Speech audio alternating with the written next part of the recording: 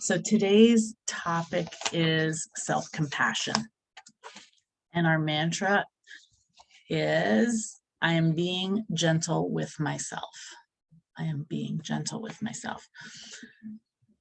So I'm just gonna lay it out there because I'm a little soft today.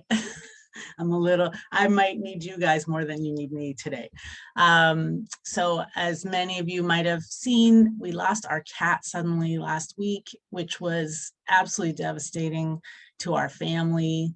And he got hit by a car. So it was, someone, thank God, so grateful to them, found him. He snuck out of our house, like literally picked up the screen and got himself out, and was about a kilometer and a half away from our house. They found him, which is incredible for when you think of their little legs. And he was taken into a vet who was very kind. Thankfully, we had chipped him, and he was, they were able to contact us. And so we were able to spend that last sort of 12 hours with him, caring for him. Thank you so much. And it's amazing how, obviously it's a cat, but, they just become a part of your family. And we have 7 kids. So all of them they had big emotions for one half of our family. It was the first time they'd ever lost a pet. So it was really, really big for them. And so holding space for all of them. And then for Rob and I to, have to make, there's financial decisions you have to make. There's, obviously emotional decisions that you have to make. It was just a lot of stuff. And then on Saturday was my aunt's funeral in Barbados. So I watched it with my sister. Thankfully it was recorded. So we were able to be part of it. And we're closing our cottage. We've sold our cottage. And so we close next Monday. And so we were there this weekend packing. And so it's just been a lot. My son moved out too, which I'm really happy for him, but he's 25 and he's been my heart. And he's the oldest boy in my family. And so when I got divorced, he really took on that. Not because I asked him to, but just he took on that sort of responsibility role. So we've been sort of partners in crime for a little while now. And so I just really felt I needed to come on here with a lot of ease today, just I'm just going to show up as I can so I might not be my normally bubbly self. Maybe I will be, I don't know, but I'm just going to allow for however I show up to be enough, right? And thank you. I appreciate that so much. And so we're just going to talk about what self-compassion looks like and feels like so that we can all really understand. I hope that I'm going to be a example of how you can really give yourself this kind of love in front of other people, right? That it's okay to show up in this way. And it's actually beautiful, right? That I can receive generously from you as much as I give generously each week, right? And really with that intention of receiving. So let's talk a little bit about what self-compassion is. So self-compassion is this ability to give yourself loving kindness and care, right? That's what compassion is really for other people. We always have that for others, but it's about giving it to yourself. When we have a difficult time, or we fail or make mistakes, or we notice something we don't really love about ourselves, right? It's the ability to notice it as suffering or pain, and then next is feel moved to respond to this pain or suffering in a heartfelt way for ourselves, and then choose to offer ourselves some sort of help, understanding, or care. And last, to recognize that this failure, mistake, perceived inadequacy, or shortcoming is just part of the human experience for us, that we are imperfect and it's okay, right? That we don't have to show up perfect every single day, that we don't have to have a facade in order for us to be in the world. So as I mentioned, our mantra is I'm being gentle with myself. It's definitely my mantra today. So I want you to put in the chat right now 2 numbers. The first is, how compassionate are you towards others? And the second number is, how often do you give yourself that same compassion? So take a minute to really feel into that question. How often, when you see someone who is suffering or in pain, are you able to open your heart and give them the love, care, and kindness and gentleness that they need in that moment? How often do you do that? I imagine as this group, that's a really high number. And then I want you to really think about, how often do you give yourself that same compassion? And I'm just going to open my chat up. Thank you.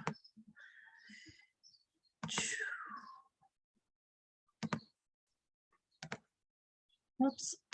There we go. 8 and 6, 9 and 4, 7 and 6, 9 and 7. Excellent. Anyone else? Let's do two more people if you can add that in. Thank you, guys. We'll wait just so we have a sort of well-rounded number. Is there anyone who feels like they do it equally? I try to do it equally, but I'm pretty sure that I'm probably a little more compassionate to others than I am to myself. Although I'm trying to be an example of that today. Today, 9-9, which is good. But anyone else? All right. So we're going to do a little self-compassion quiz. It's out of 10. No, sorry, 9. And they're true and false. So you can put your true and false in the chat if you want to, or you can write it down for yourself, but just pay attention to the questions a little bit. We'll talk about them after. So the first question is, I give myself the tenderness and care I need when I'm going through a tough time.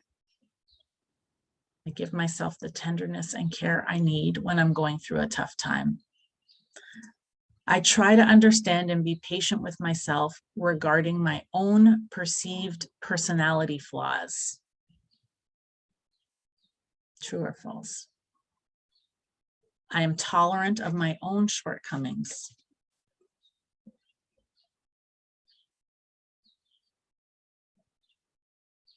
I see my shortcomings as a natural aspect of being human. Number 5, I view my difficulties as a part of life that everyone goes through.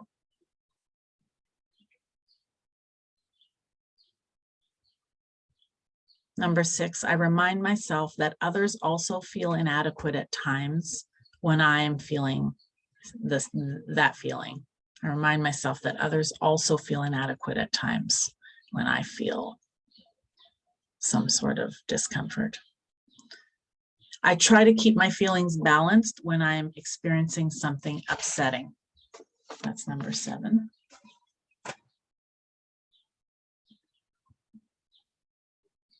Number 8, I maintain perspective when I fail at things that are important to me. I maintain perspective when I fail at things that are important to me. Number 9, I accept my emotions with curiosity and openness when I feel sad. That's the last question. I accept my emotions with curiosity and openness when I feel sad. Thanks. That's about half and half, yeah? Thanks for sharing your results. How many people are surprised by their results? You can just raise your hand. Did your results feel surprising? So you can use the reaction button or just raise your hand or nod your head or whatever. Is there a question that stood out to you where you're like, oh, that is self-compassion and I'm not doing that? Was there a question that stood out? Or your score, did your score surprise you in any way?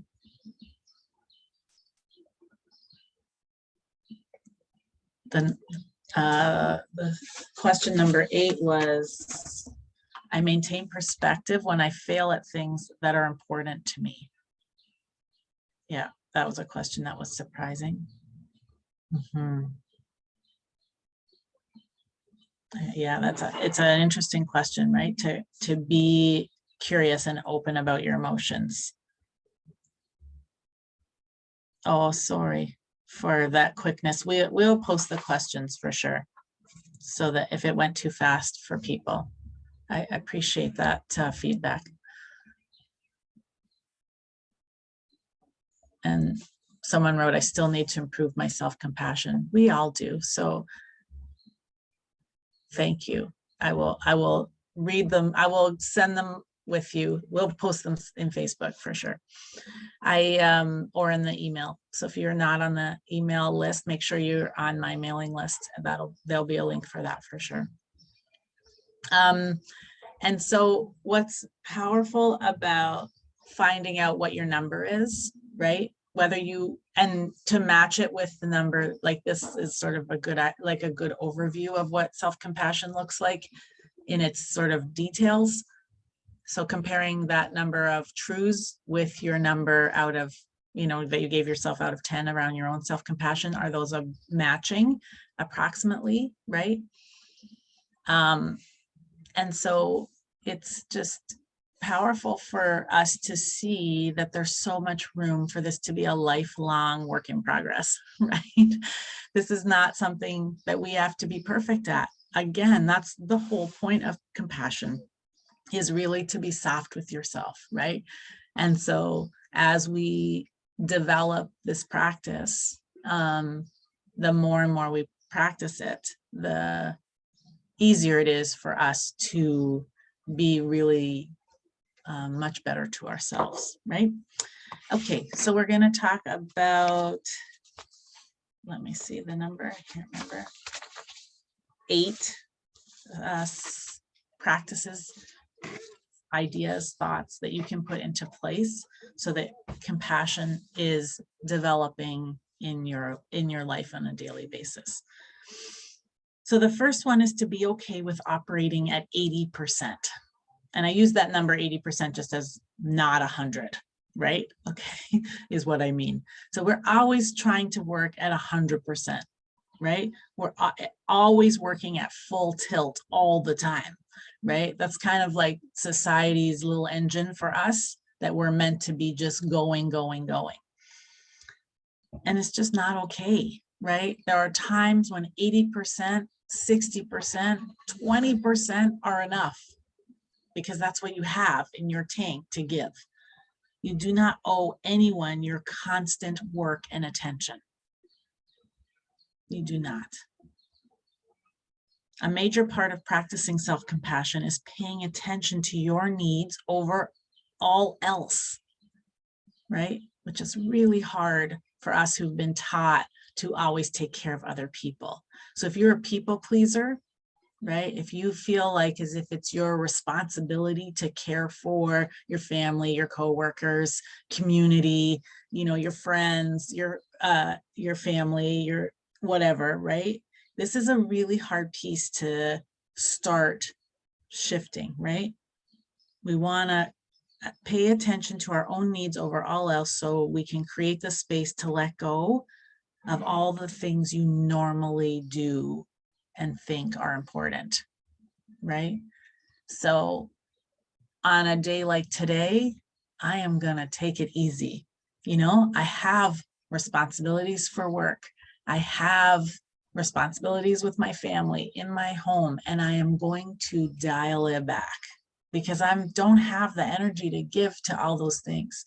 And the problem is that when we give all of our energy to the things and we don't really have it, we then feel overwhelmed, anxious, we get exhausted, right? We feel stressed. That's how depression comes. Like, we just have to take care of ourselves in a totally different way.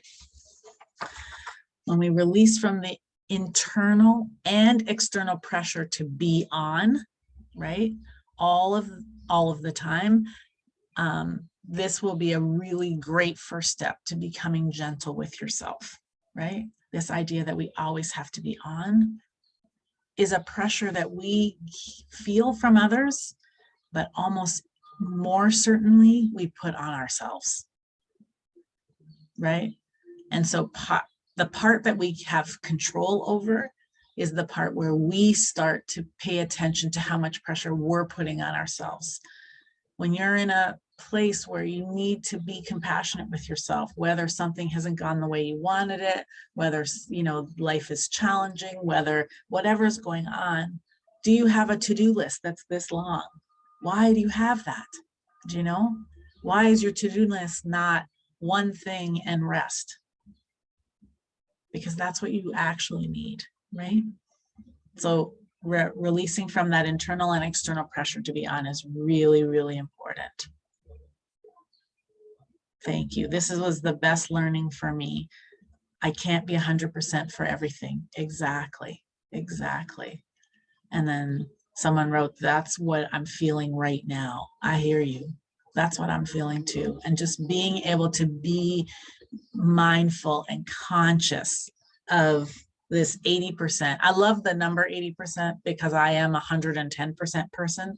So like I have had to really work at not being 110%, right? So I'm really working at understanding that 80 is spectacular still, right?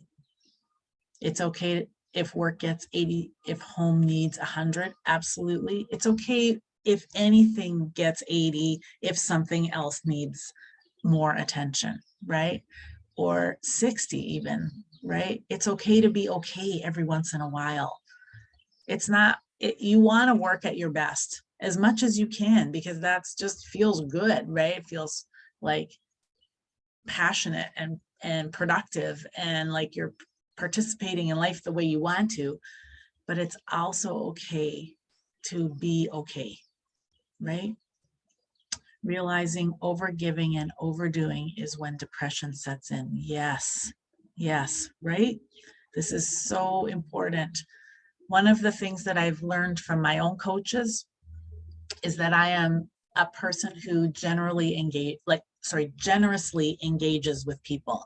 I love to give. It is something that really is part of who I am as a person, but part of generosity is receiving, right? Being able to receive generously is the only way that flow happens. So when you overgive or overdo, well, if you over anything or under anything, it doesn't feel healthy. But when you overgive, you are just depleted, right? And of course, then other things happen, things like anxiety, depression, sadness, fatigue, overwhelm set in, right? And this is what that's where the gentleness comes in. How can I give myself what I give to others, and how can I receive from others so that I can fill up? Love it. Part of generosity is receiving. Beautiful. And what a novel idea. Yes, it took me really a long time to learn that. And it's such a beautiful way to think of generosity in flow, right? Number 2, listen to your body. Our bodies are magnificent at indicating to us what we need. They are magical. They're literally like a machine that gives you output about what is going on, right? When we listen to them, we can operate in harmony with how we are feeling and what we need. In harmony.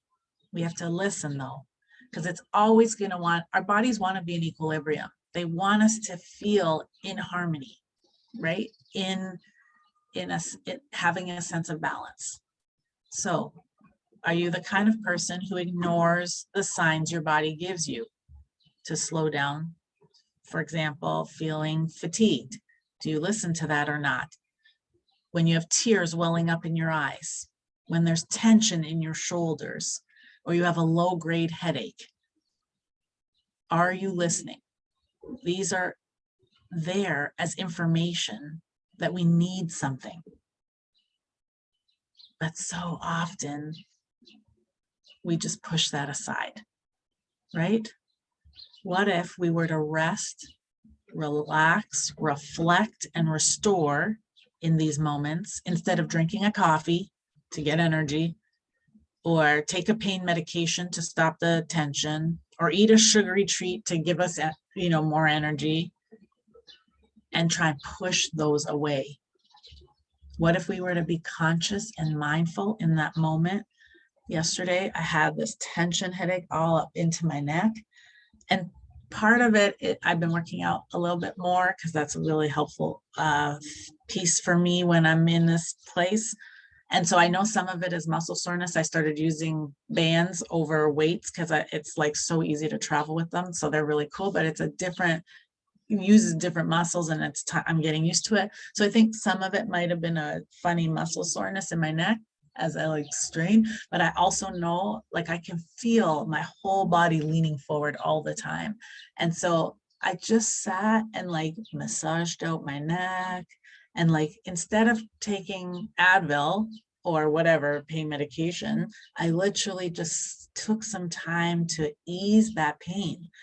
And I didn't do anything except like lie on the couch with a pillow, resting my neck back so that I could be in the harmony that my body wants, right? And then slowly it started to dissipate. And I'm not saying don't ever take Advil or like, you have to do that might be part of how you actually listen to your body. So I'm not saying don't take those things. I'm just saying as a way to not to ignore it, right?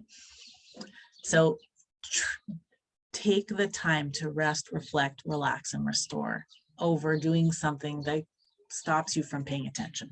Number 3, be as kind to yourself as you are to your best friend.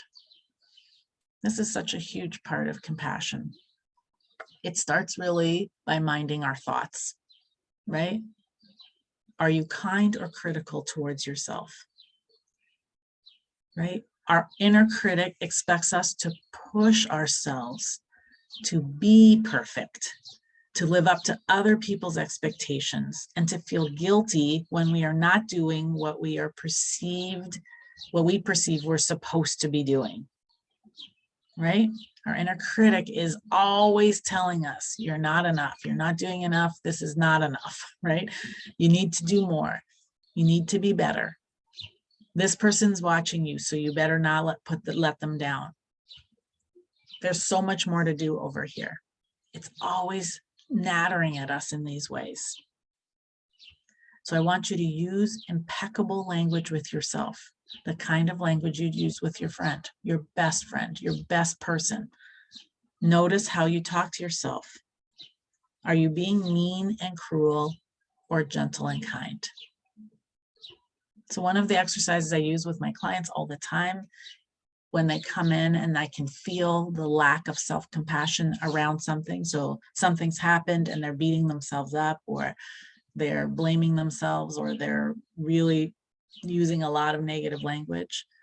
I put a chair in front of them and ask them to imagine their best friend sitting right in front of them. And then I ask them these questions. How are you going to treat them right now in this moment? How are you going to treat them? Just think of the words that you're going to use. Like, how are you going to treat them? Are you going to be like, you're an idiot? Of course not. Right? You're going to be soft and kind and tender in that moment. What would you say to them? Would you put them down? Would you tell them they're not enough? Would you tell them you better work harder? Of course not. In that moment when they're sitting there right in front of you, crying, telling you that things are not working out or that life has been hard for them, you're going to say, I'm here for you. I love you. You're amazing. It's okay. How would you reassure them? Right? Give them a hug. Tell them that they're going to make it, that they've been through things that are way worse than this before. And how would you make them feel cared and loved for? Sorry, cared for and loved. How would you make them feel cared for and loved? Right? Hugging them, holding their hands, looking at them with loving eyes, staying with them, crying with them, being there for them. Don't you deserve that? You deserve that. right? So in those moments, put that imaginary chair in front of you. Whatever you say with those questions to that person, then it is your responsibility to say it to yourself. So if you say, I would treat them with, kindness and hold their hand.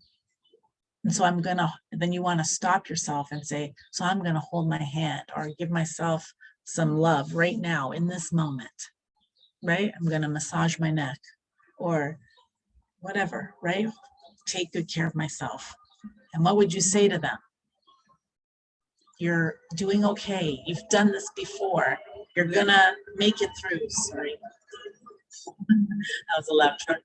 So you then stop yourself and say, Carla, you're gonna make it through. You've been through things like this before and you're resilient, right? You have so much courage. You've proven that over and over again. This is how you want to use that information of being as kind to yourself as to your best friend. So not just thinking about it abstractly, but actually using this exercise to then speak to yourself, because you have to train yourself how to speak to yourself if you don't speak to yourself nicely. But you know how to speak nicely. It's not that you don't have the skills. It's that you don't give those skills to yourself.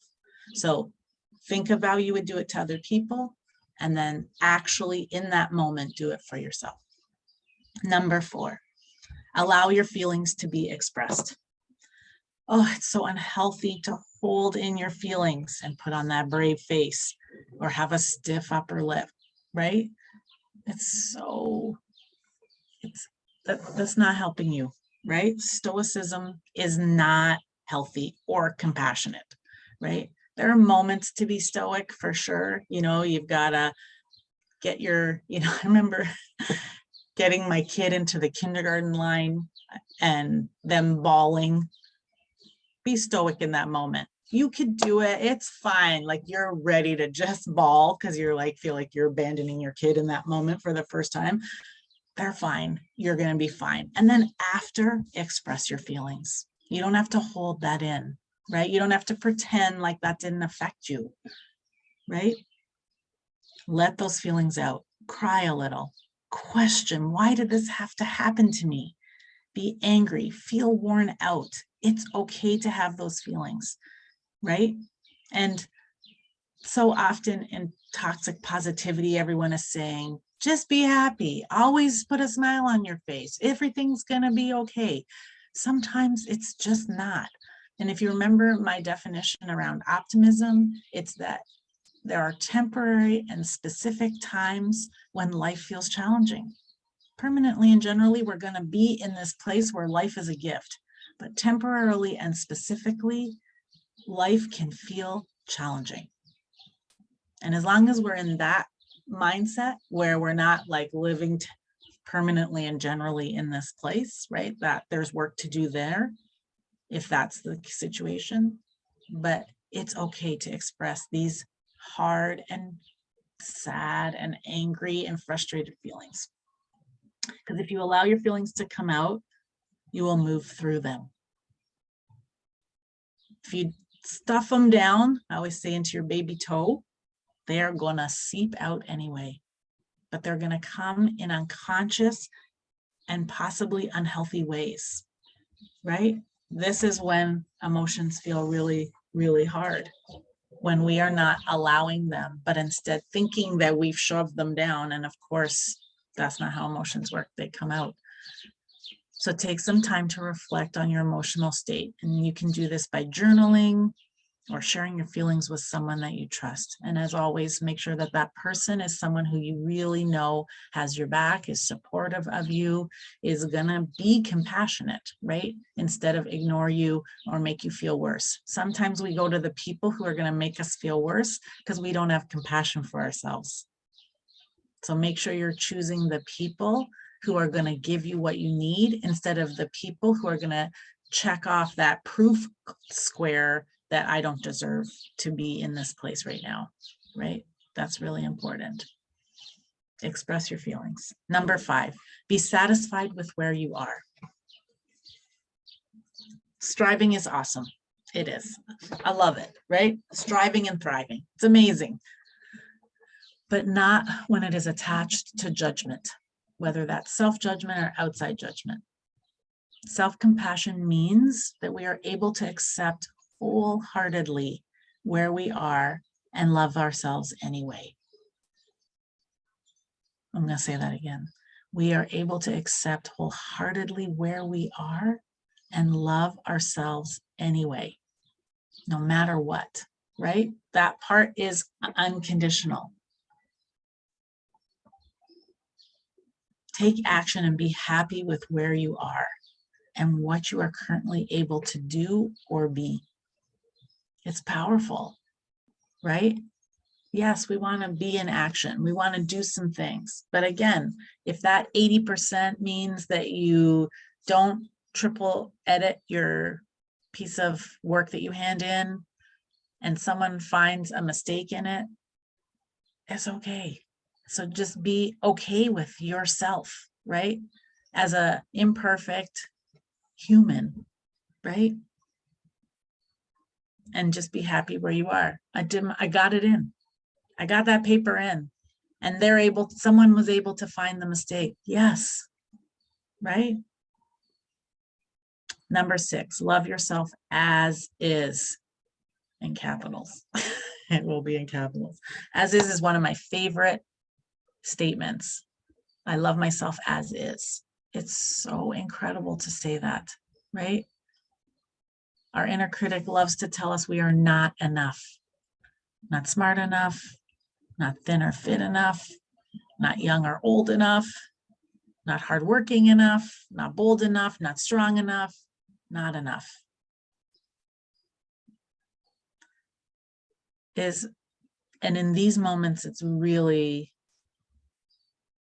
can be really easy for us to get into believing that storyline, right? So we want to create positive, affirming statements to counter the junk your inner critic is spewing at you, right? And that affirmation, those affirming statements are literally going to help you say enough. In my journal, even still I do it, but it's rare now. But at the beginning, for over a decade, when I wrote nonsense about myself in my journal, I would write enough now. I would cross it out and write enough now. I never, I'm pretty messy in my journals because I want to be writing from this inner wisdom place, right? But when I started, it would be like, oh, I'm such a loser. I did this wrong again. I can't believe blah, blah, blah.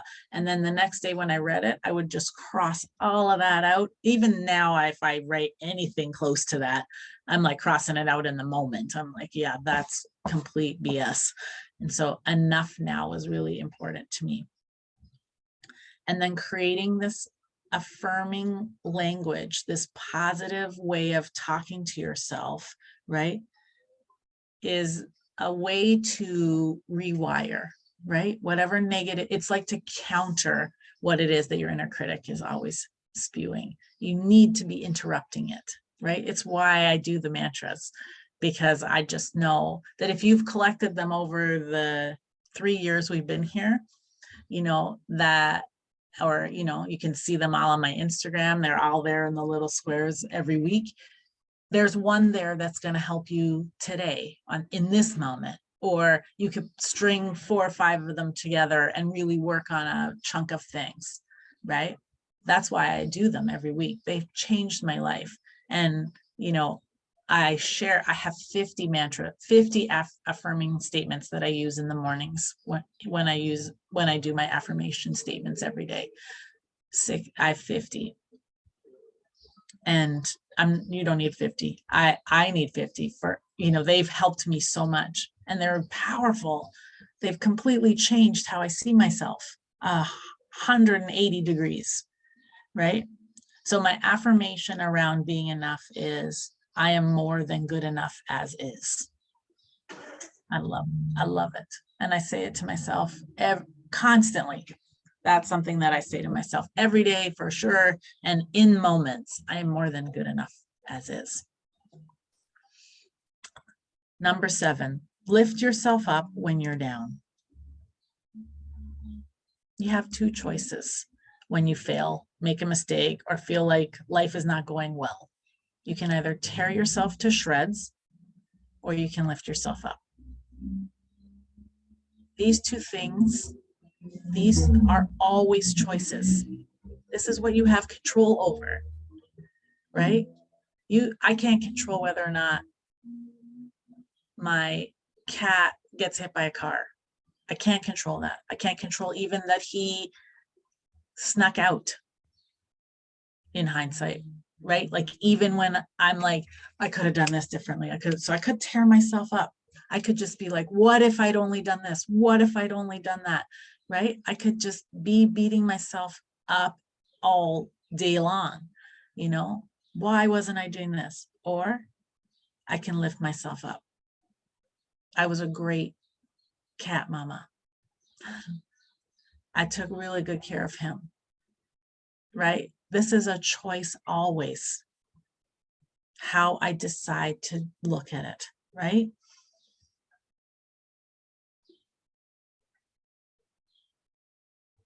What you say or do to help yourself recover is your responsibility.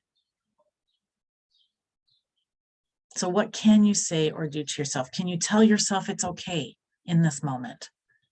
Can you think of a similar situation where it worked out or you supported yourself?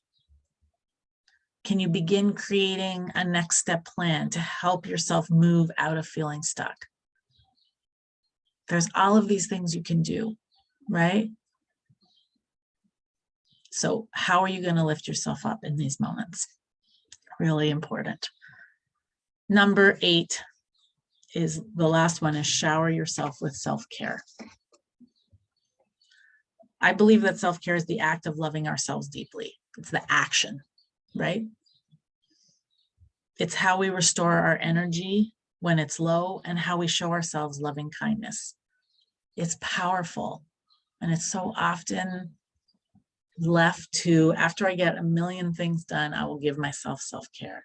But I promise you that if you buy into the idea that you deserve your loving kindness, your self-care, and you make that non-negotiable, you're going to be so much more productive. You're going to be so much better to other people, and you're going to love yourself so much more deeply, right? Self-care is not only about getting a massage or going to the spa or getting on a plane to go on a trip.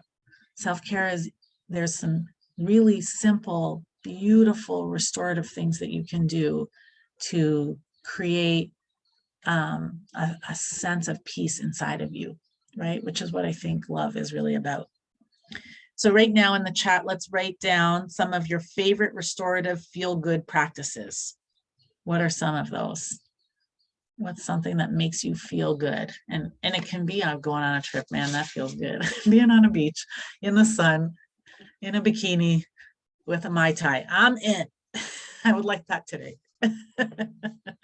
I'm just kidding. But so it doesn't have to be big stuff. What are some of the things that you have found that have been restorative and that feel good for you? Lighting a candle, playing nature sounds, and saying a prayer. I love that. It's beautiful. Yeah, so simple. Go ahead, Melissa. Sorry, I couldn't write it all down. But yeah, I would just probably like just lie in my bed and listen to like the nature meditation sounds. Beautiful. Love it. Exactly. We have also getting on my yoga mat and stretching out. I love stretching. God, it feels so good, right? And opening. I love this. I mean, we've talked about this before on a call, just opening up your heart chakra so that you can just release some of that. That's a really nice one. Taking a nap, camping, working in dirt in the garden. I love that one too. Perfect.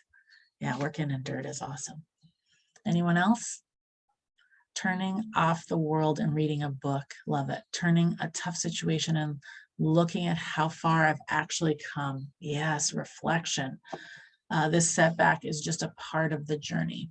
Thank you for sharing that one, because it's important to recognize that self-care is not just only, it's not just like activities for caring for your body, for example, right? We want to care for our emotions, care for our brains, create self-acceptance, anything that we can do. So, you know, I kind of think of all of my daily practices as self-caring, not kind of, I do. So journaling for me is a self-care practice, because if I'm reflecting and then able to see myself in a beautiful, compassionate, kind light, that's self-care. As well as having that first cup of tea or going for a walk with my husband every morning. All of these things are self-care. Listening to music, dancing, stretching, working out, going for walks in nature, listening to nature music, tapping. There's like, you know, so many things that you can do that are self-caring.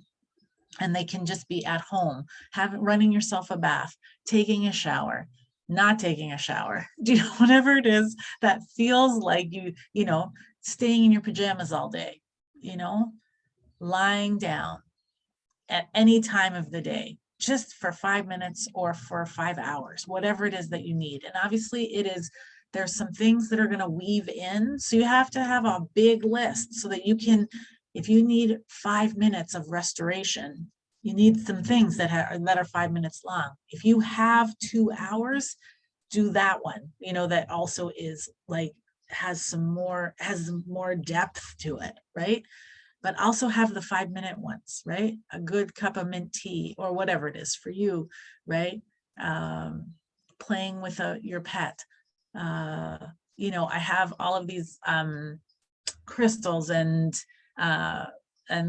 gems stones that I have. And so like this one's rose quartz. So even just if I'm writing and feeling a little frustrated, sometimes, you know, I'll do a post for social media and I'll push what I think is post and it'll be like a race. And I'm like, I've just spent like 15 minutes writing this thing and now it's all gone and I have to start again. And I could just like go out, you know, it's obviously really annoying, but I'll just grab this rose quartz and I'll just like give it some, like just feel into it's possible to be in love with myself, and it calms me down and I can start again, right? Meditation, prayer, breath work, all of these things are things that are going to help us, right? So write them down. What are your favorites, right? Write them down.